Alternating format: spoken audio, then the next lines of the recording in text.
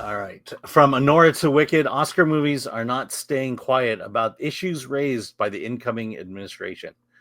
For left-leaning Hollywood, the stakes of the Oscar race might seem moot in light of panic about Donald Trump's return to the office. Shake off the shock, though. You'll realize we've been here before. In 2017, the award season triumph reflected Hollywood's anti-Trump sentiment with a surprise Best Picture win for Moonlight coming just months after the shockwaves of the 2016 election. Because we all made that connection, by the way. That movie, a sensitive and stirring look at racial neglect and sexual repression in the light of toxic masculinity, embodied fragile progressive voices and also provided a sharp reminder of the potential victims at hand in a looming Trump administration. Barry Jenkins was not afraid to lean into the resistance vibe. In the midst of the Moonlight campaign of January 2017, days before the inauguration, he took a moment in his acceptance speech at the National Board Review to address the bigger picture. As we make America great again, let's remember some inconsiderable things in our legacy, because there was a time when someone like me was just not considered. The potential for change persists, Jenkins reminded, even in the face of the insurmountable.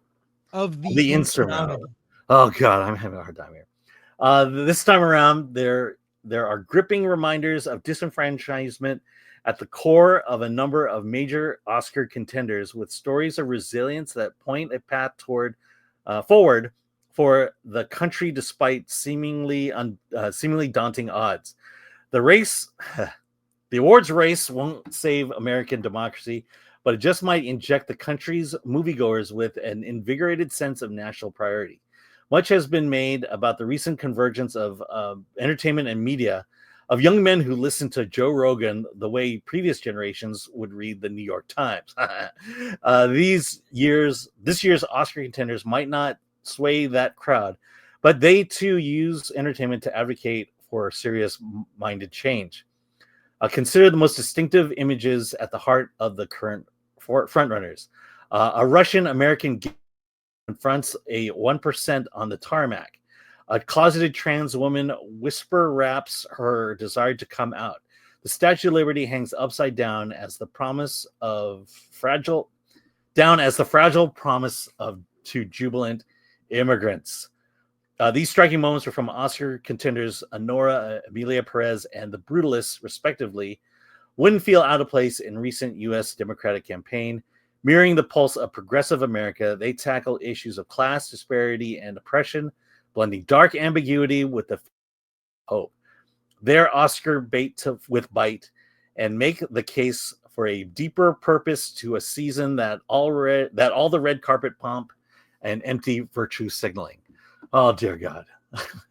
Okay, I don't know what's wrong. I'm actually just reading the article. But I'll just say, not surprised. It kind of affects things. But here's another story I'll bring up here, where just the subjects of the movies are turning people off. The 2025 Oscars are shaping up to be one weird, depressing night. This is from, we always like to say it's from the New York Post by Johnny Oleksinski from a few days ago. I've got voting on the brain. That's right. It's only 113 days till the Oscars. And this year, the race to the Academy Awards is starting to feel like a presidential election, frantic and down to the wire. Not only is there no obvious frontrunner for Best Picture yet, I've been saying that for months. Yep. Yet, with less than 2 months to go until the cutoff, but most average viewers would be hard-pressed to name a single contender. So many ads on this page, it's impossible to read. Whenever I mention Emilia Perez to smart, artsy fans, I get stares blanker than an 8.5 by 11. I adored Honora, which won the top prize at Cannes, but anytime I try to sell people on it, I start to empathize with encyclopedia salesmen. The 2025 Oscars are shaping up to be a night of 100 small movies most people will never watch.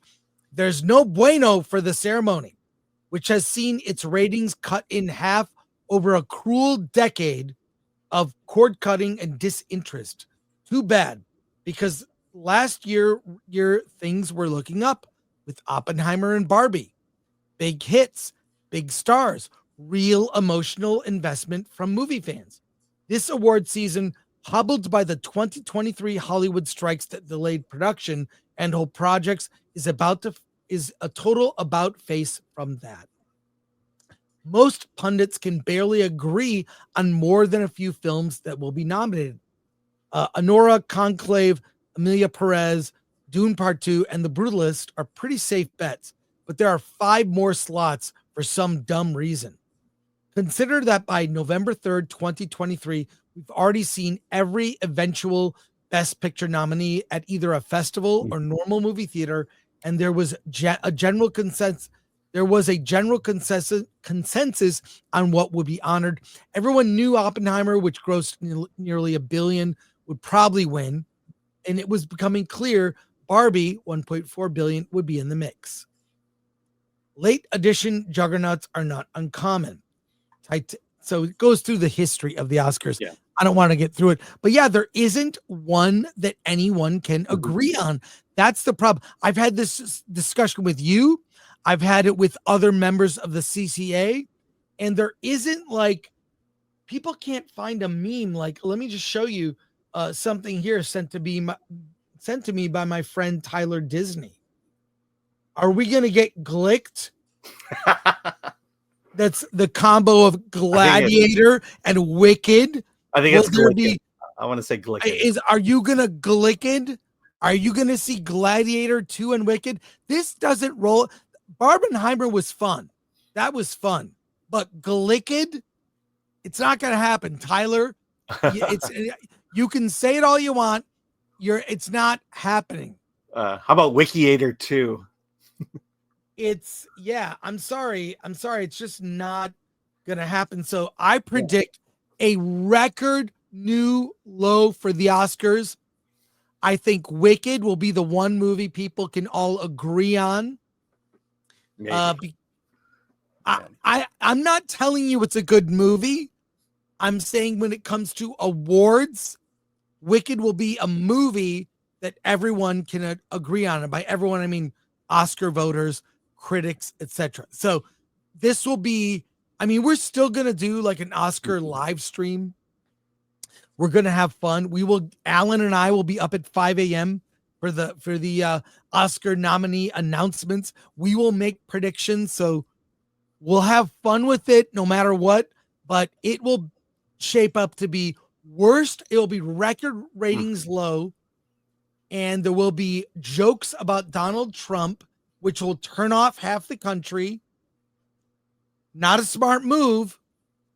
And there will be no clear winner. And even winning an Oscar at this point is not any guarantee that the movie is either great or, look, how many times box office juice. I'll ask you one thing right now. How many times have you watched Moonlight since it won an Oscar? 0. Exactly. And basically the Oscars have lost sight of what the average moviegoer likes. Look, if they were smart, Deadpool and Wolverine would be a nominee. I'm not saying it should win. I'm saying get more mainstream, films in there. And if people have suggested Hugh Jackman and Ryan Reynolds should host the Oscars, that would be phenomenal. But it is going to be horribly depressing, I predict. Final thoughts before you go to comments here. Yeah, this is gonna be a tough year. We were at the CCA event yesterday. We were with our fellow critics, and we were just talking about this exact same thing. What is your favorite movie of the year? And no one could really say a movie was their favorite, a movie that they would champion. 3 movies came out: Wild Robot, Anora, and Wicked. That's it. And just not excited. The other thing is this upcoming Oscars is going to be horrible. So much so that Jimmy Kimmel might as well host it again because no one's going to watch it. No one's going to care. As much as I think they should nominate Deadpool and Wolverine, it doesn't have that kind of juice and excitement that Barbie had to make people want to watch the Academy Awards. I think it got a boost in viewership because they knew Ryan Gosling was going to sing "I'm Just Ken" on stage. And it did help.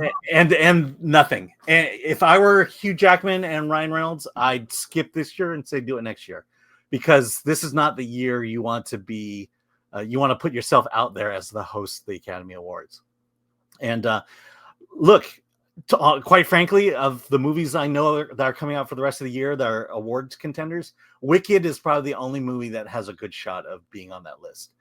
Everything else, I swear, all the movies I've been watching have been either meh or good, but nothing great. And as I was telling people yesterday, I don't have a movie right now that I am willing to champion as the best picture of the year.